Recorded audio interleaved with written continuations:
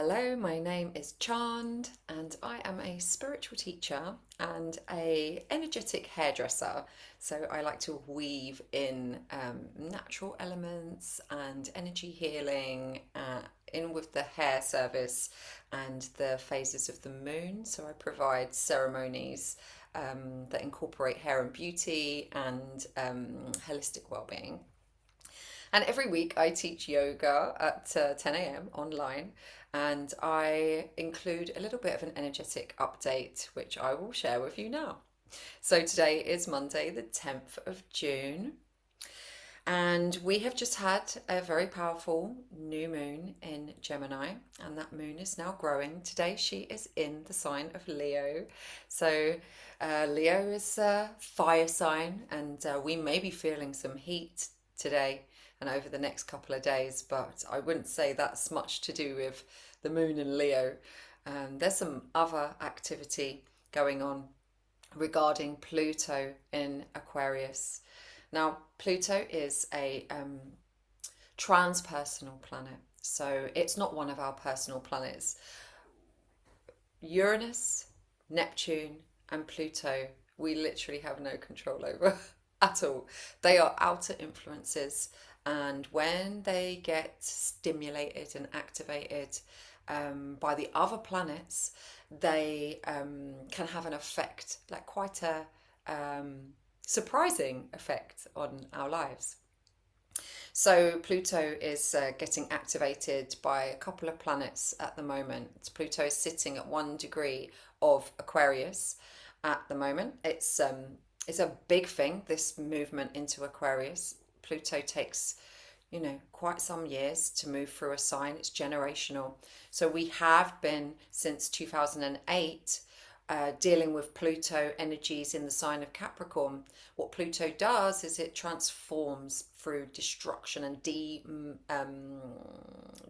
demantle. I can't say that word. Deconstructing. I can't find the word. Yeah, anyway, it comes in like a bit of a wrecking ball and will tear down what is old and not really working. So this is why we may have seen some impacts on our governments and societal structures. So maybe we haven't seen the results of that demolition yet, but it's occurring behind the scenes. It's not functioning in the way that it was designed to originally. It's time for change. So now Pluto has moved into Aquarius this year, um, and it will go retrograde and go back into the final degree of Capricorn.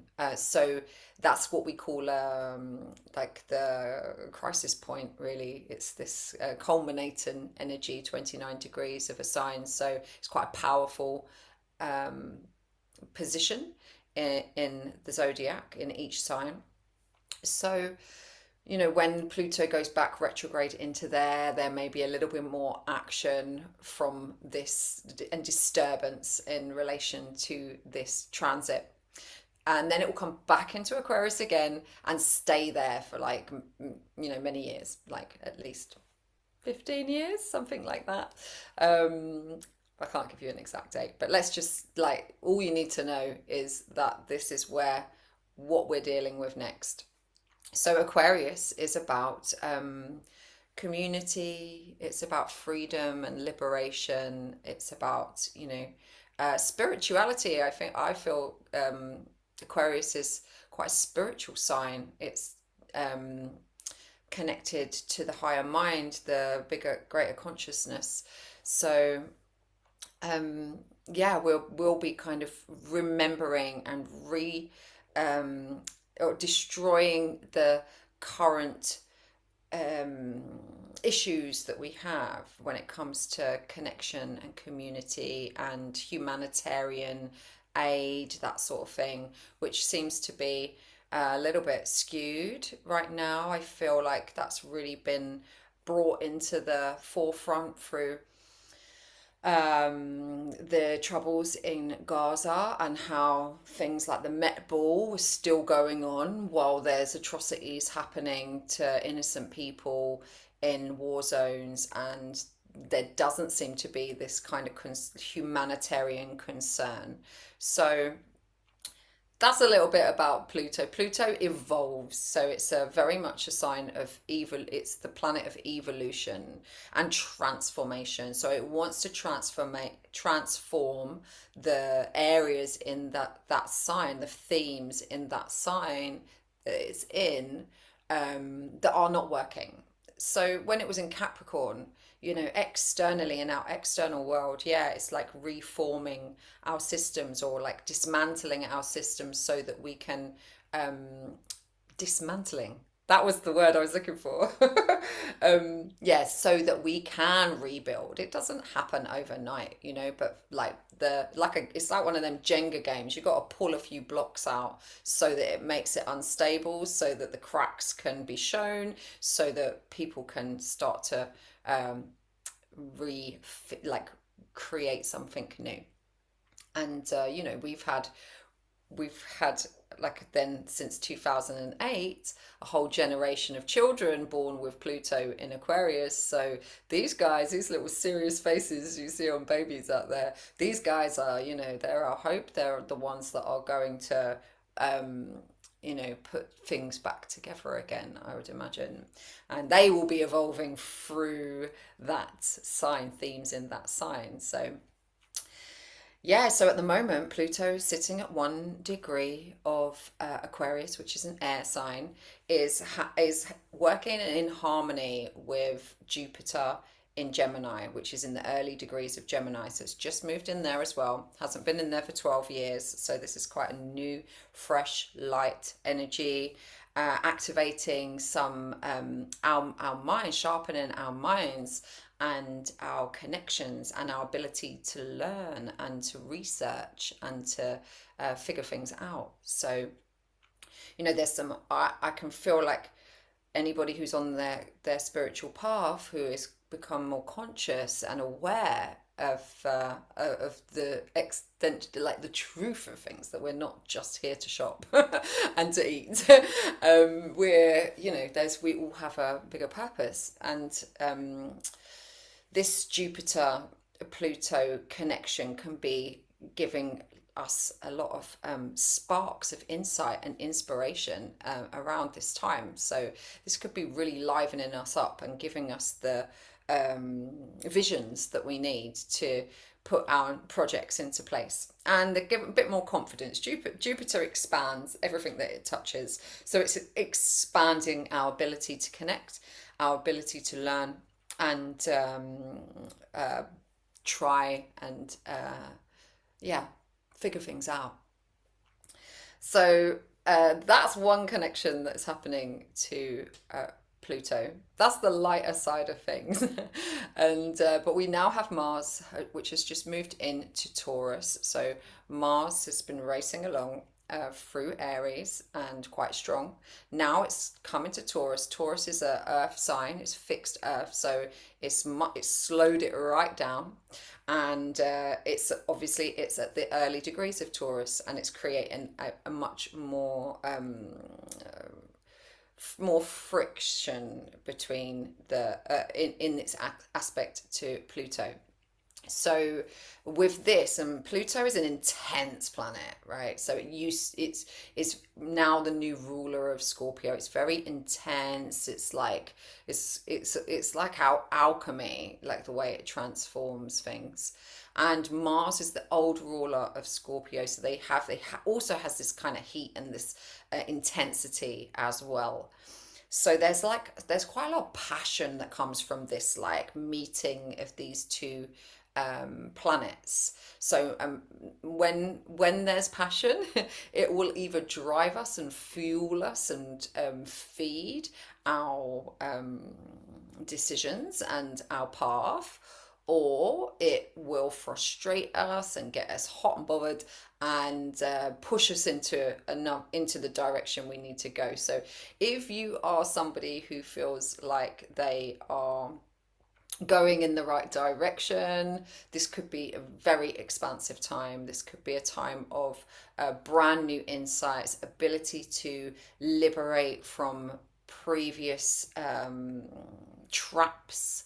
And this could be a time to switch into a new faculty of our minds to really open up and learn and put some good, solid blocks, building blocks in place for our projects and our creations that are for that development of humanitarian aid. And don't just mean, sending packages of medicine and things like that. I mean, like, the whole scope of it, like um touching people as, souls, as, like, understanding people have history, and not trying to fight them, curse them, demonize them for their own experience, but try to kind of see things on a bigger picture, and create hubs for people to heal. So healing can happen on many levels. We're very aware of hospitals and the healing that takes place in the physical. When you break your leg, you need to go to a hospital. It's not something you want to go to a shaman for necessarily. However, if you have, there's lots of other illnesses that our people have struggle with these days. Like, I really believe this is a buildup of emotional energy that gets trapped. Like, we're energetic beings. We are not just flesh and bones. We have an energy body as well. So healing takes place in that realm, also. And what it does when you see a healer, or you see somebody who opens, like, it facilitates the process. So they create an opening for you to do your own work. And it's up to you. You have to want to. Can't just say, oh, I need to get rid of this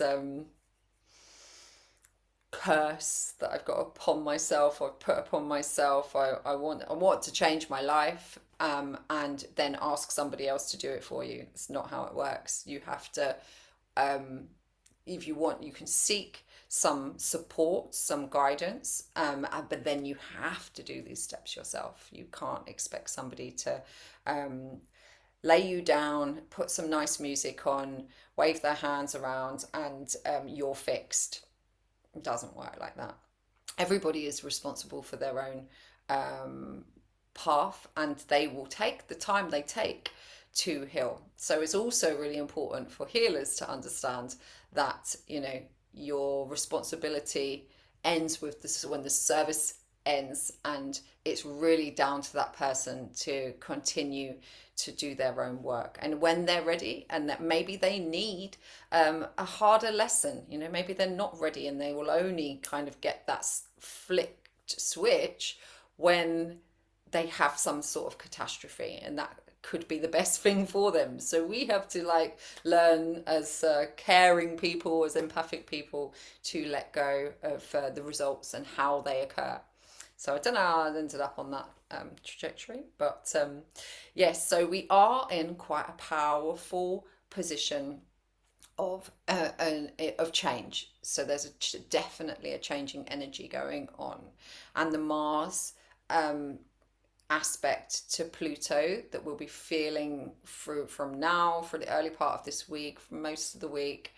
Um, if you aren't already putting your building blocks in place for change, then this could be the sort of energy that comes in and knocks you off your socks a little bit, because if you're in a position where you really don't feel like you should be there, and you're a bit stuck, and you're frustrated already, this heat and this intensity is enough to, like, blow something up and get you moving. So it's just to get you moving. It's good to think of it like that. So yeah, so this is the kind of this is what we're dealing with the beginning part of this week. By Friday, we will have our first quarter moon, and the first quarter, the sun will be exactly conjunct Mercury. Mercury is the ruler of Gemini, so Sun and Mercury will be together in Gemini, squaring the moon. That's what creates the first quarter moon. The moon will be in Virgo, which is also ruled by Mercury. So this is a really um, mind sharpening energy. Quarter moons I like to think of as being kind of um, like decision making times. They're quite good for things coming into a bit like more defined perspective. They can be. So, Virgo is a very discerning, analytical energy, and it's ruled by Mercury, which is the mind. And then you've got this Gemini energy with strong Gemini energy because Mercury's there as well. So, this could help us really refine the details of what we're working on. This could really help us make quite sharp uh, decisions. It's really, yeah, a good time for planning, a good time for developing your ideas. And what I would say is that the moon will be opposing Neptune in Pisces. So it's a really good time to really ground in and be as practical as possible, like and realistic as possible with what you're working with, the people you're working with, the time that you want things complete, because things take the time they need to take, and it's not going to serve you to be having an expectation, a high ideal. Like Neptune can have this it can be very idealistic. I have a very strong Neptune, Neptune in my 10th house. So I have this vision for like a different business, like this spiritual hairdressing service. And, it will take the time it takes for people to want that, to be looking for that, to want to house that in their salons and things. You know, it's my Neptunian vibration has led me to like some disappointing parts of my process with this concept, because I've had these rose tinted glasses of like, yeah, it's gonna be great, and I'm gonna do this, and we're gonna wash their feet, it's gonna be this long, lovely long service, and they're gonna really let go and relax, and actually people are on the clock.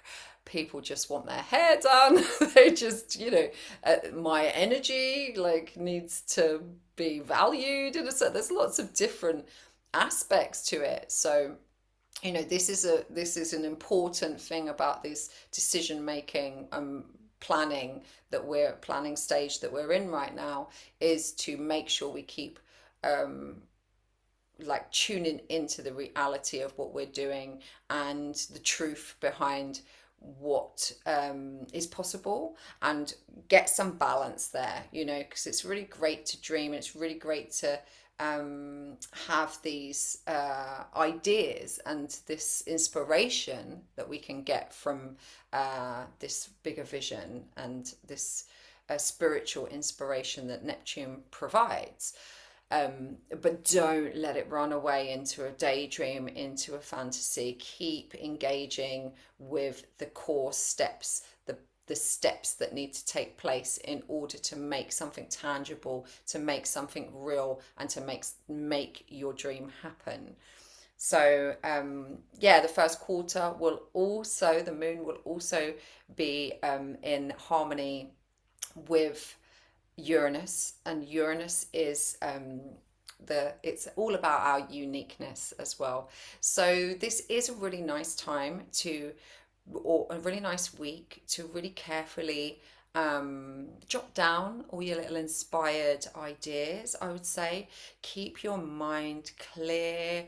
Um, Keep dealing with your negativity through your physical body. So do your yoga, like don't get stuck in the mind. And the mind will be very stimulated at the moment, and this is a great thing, and the mind is a fantastic tool so long as it's working for you and not against you. So if you're prone to negative spirals of the mind, get into your body, engage with your breath, slow yourself down, do a bit of yoga, even if you just give yourself 15 minutes and you're just doing forward bends, very gentle, maybe a life nerve stretch where you kind of sit and tweak with your legs flat against the floor, and you tweak your toes back a bit and lean forward into your toes and just stretch the back of your legs. This is really great to kind of get like the energy moving. It's very gentle,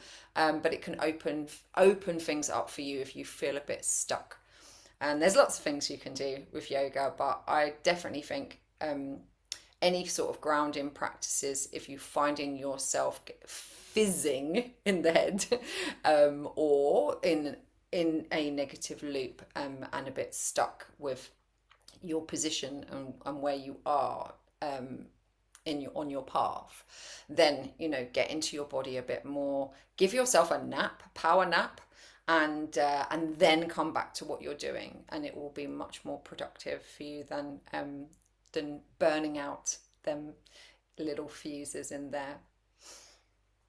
So I hope everyone has a really great week ahead. I hope it was useful. And if you would like a personal reading, you can visit my website and book a free discovery call on there, and we can connect. And yeah, I can read your chart for you and give you some insight if that's what you would like.